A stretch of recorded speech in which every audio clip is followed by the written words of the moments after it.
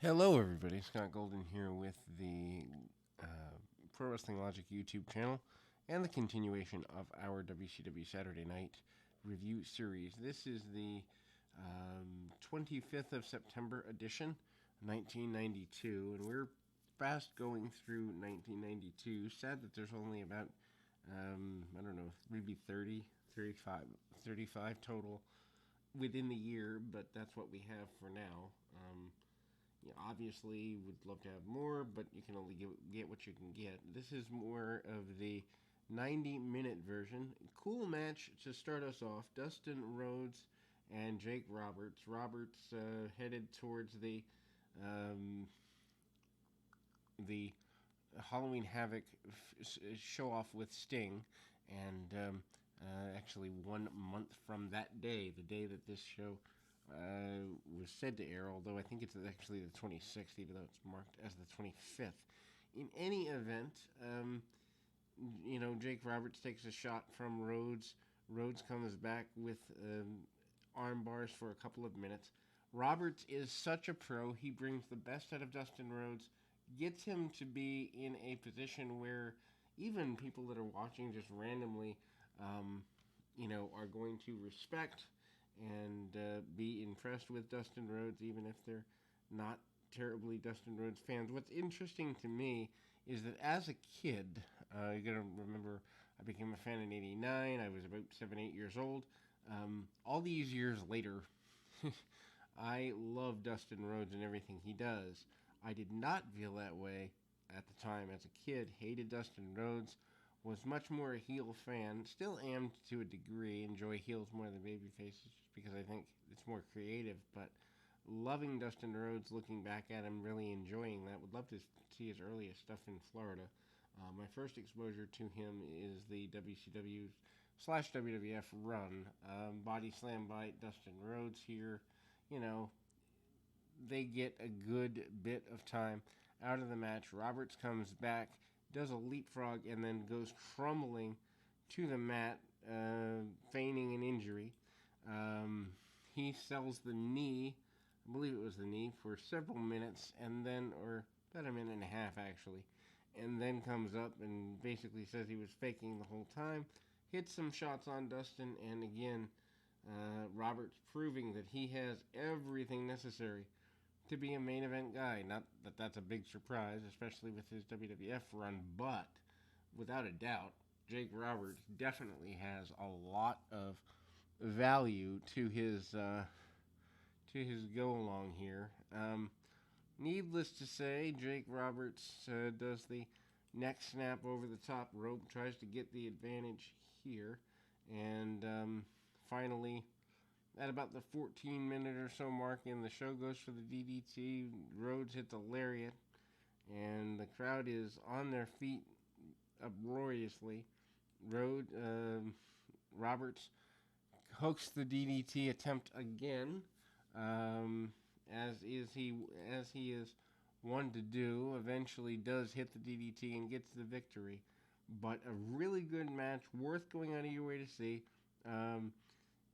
There's footage next of Bill Watts kind of going over the damage of the top rope rule and the fact that the fans have been encouraged in previous weeks to come back with ideas as it relates to the possibility of reinstating the rule, as long as the knee doesn't strike the head, just showing different moves that are allowable. Highlights from the Clash and other such things, kind of a highlight package here, including but not limited to Vader coming off the top rope again, as long as it doesn't hit the head, not a big deal there. Cactus Jack coming back, and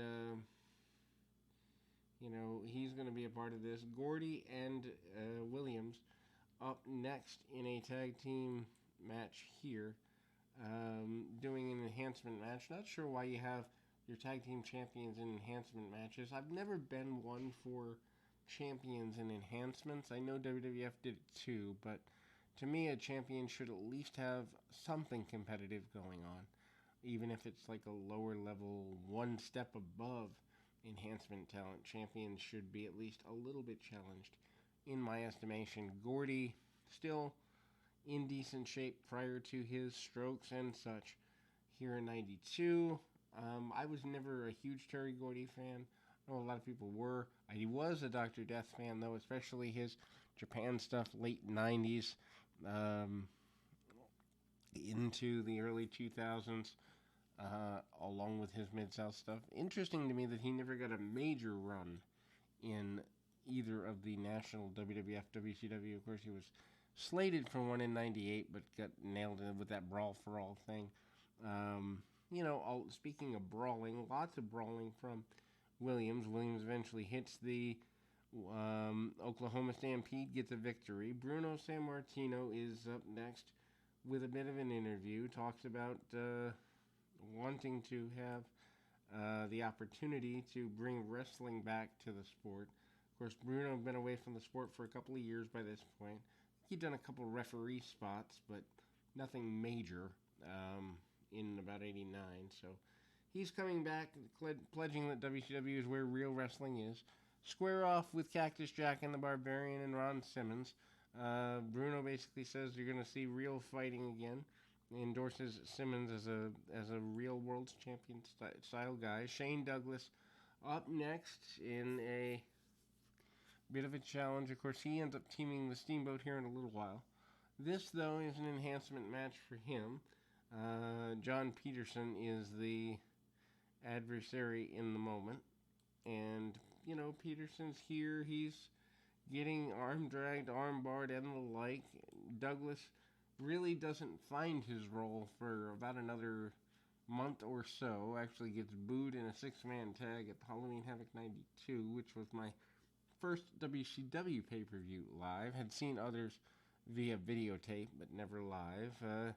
Side headlock takeover by Douglas. Douglas at this point having about 9 years experience, give or take. Jim Ross is taking us to the Halloween Havoc Control Center after Douglas gets a win with the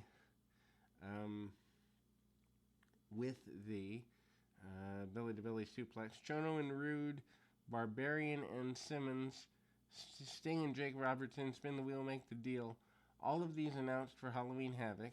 We're a month away from the show. Steiners and Doc and Gordy also, which ends up being Doc and Steve Austin because Gordy's injured or in Japan or something. Sting basically is run through by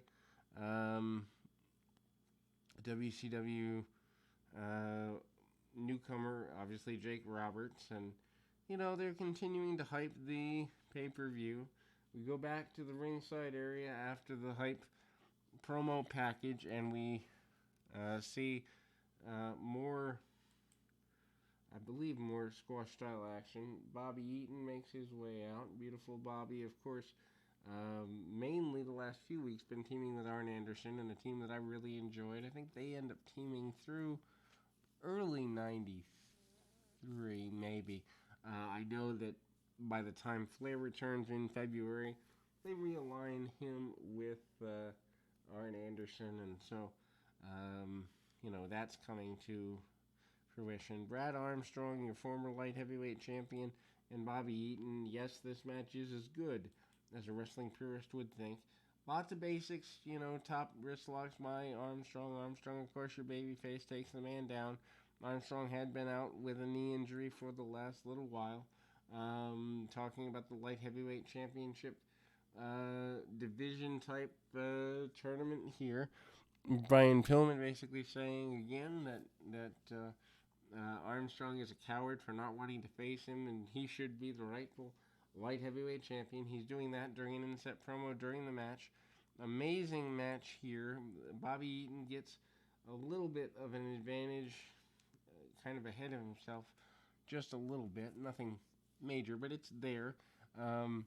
Eaton goes to the top rope, sets up for the superplex, and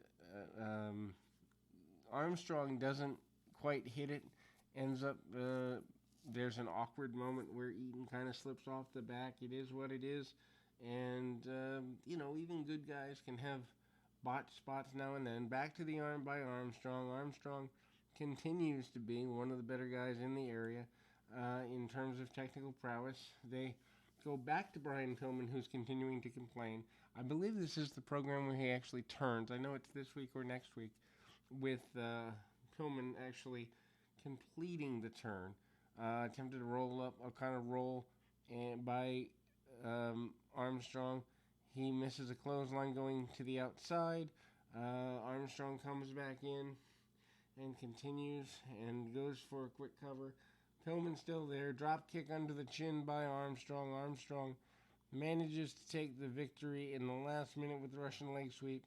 And again, kind of a really good showing for Brad Armstrong. If you're not a Brad Armstrong fan, worth going out of your way to reevaluate why not. We kind of see some international stuff with the Steiners in Japan. They continue to promote that. Jake Roberts out with the Cobra in the bag. Does not reveal the Cobra. Actually does reveal the Cobra. I thought this was the episode where he did not, but it was there. But Jake holding Cobra in hand, and Jim Ross a little nervous. I would be too, devenomized or not. Wouldn't want to play with a Cobra. Jake Roberts, I think, was a little nuts to do so. Vinny Vegas up next in the role. Again, I love the Vinny Vegas gimmick. Vinny Vegas and Nikita Koloff, though, kind of bowling shoe ugly, to be completely honest.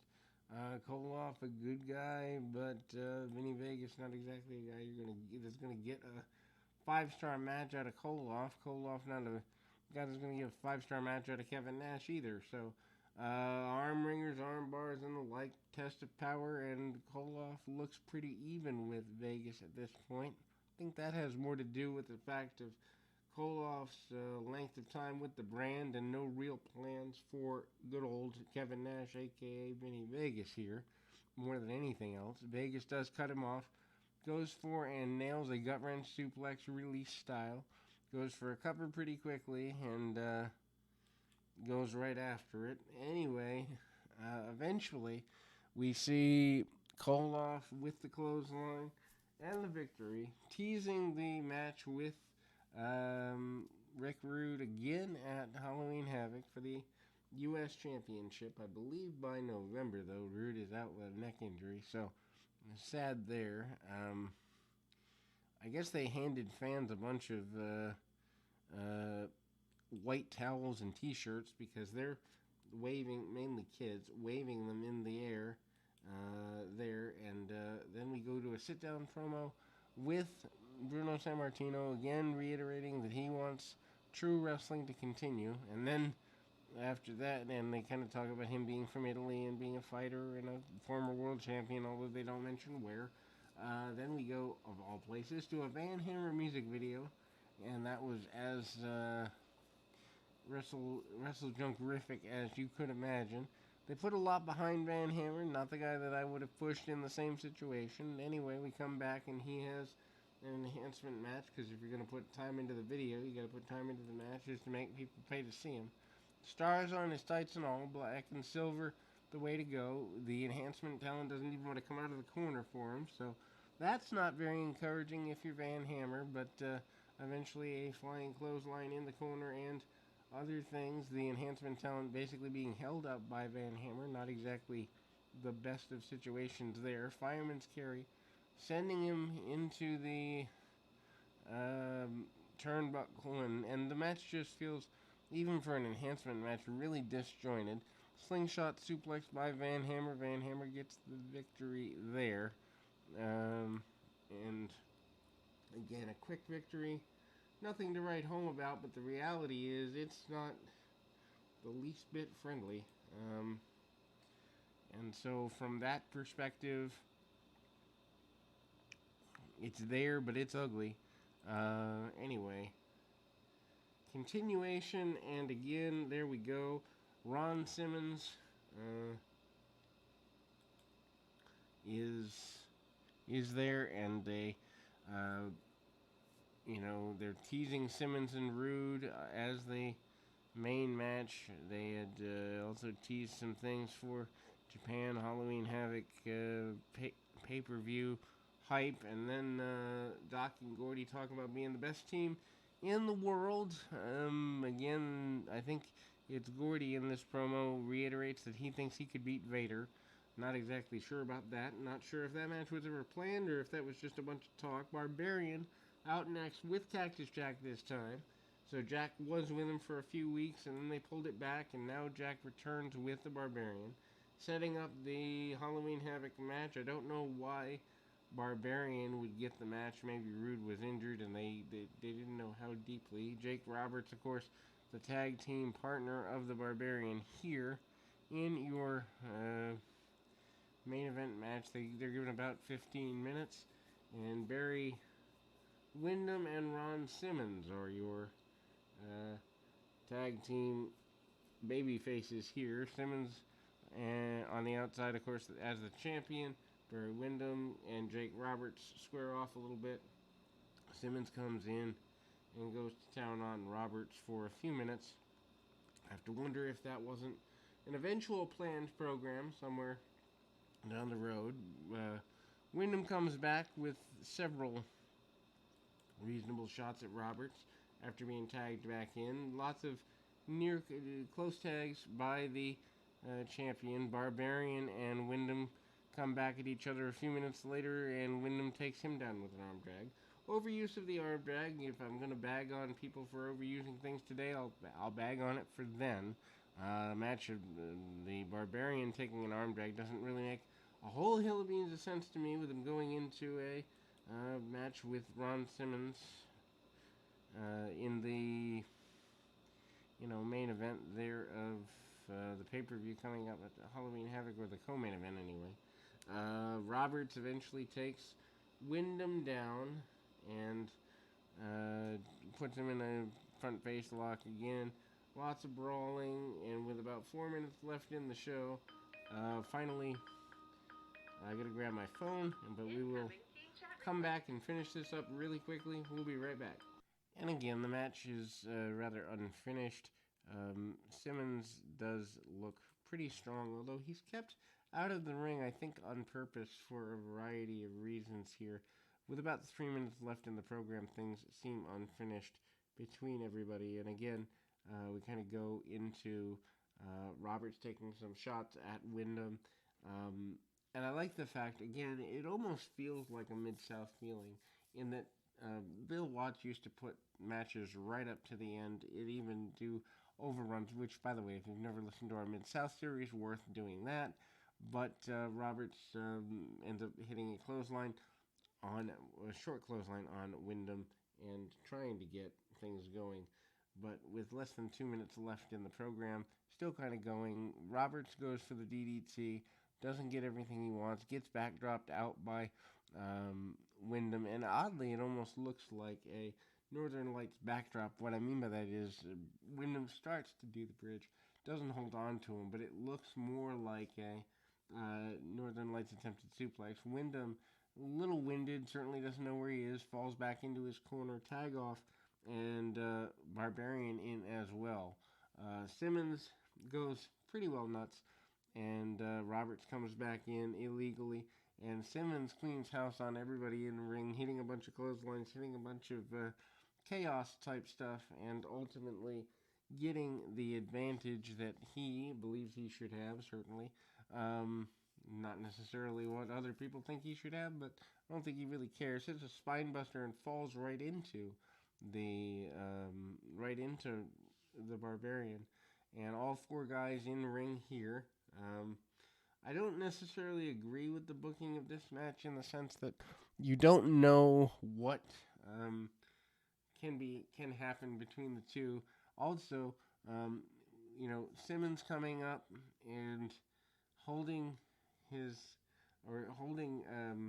Windham kind of out of the way a little bit, and needless to say, Cactus Jack comes in, jumps Simmons, so we have no actual winner, and we close the program on that note. We'll be back with more right after this, but we've got over 1,200 audios, so something for you to check out. Till next time, everybody.